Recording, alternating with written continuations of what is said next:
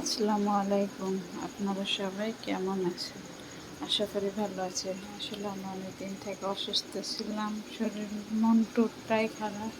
সেই জন্য আমি কোনো ভিডিও করিনি, টিকটকও করিনি, কোনো কিছুই করিনি। আপনাদের সাথে কোনোভাবেই আমি যোগাযোগ রাখতে পারিনি।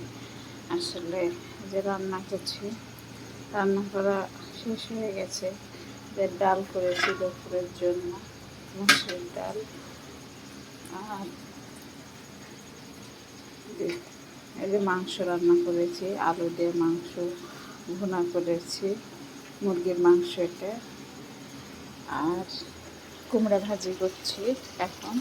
কুমড়া ভাজিটাও শেষ হওয়ার পথেই রান্না কিছুক্ষণের মধ্যেই আজকের মতন শেষ হয়ে যাবে।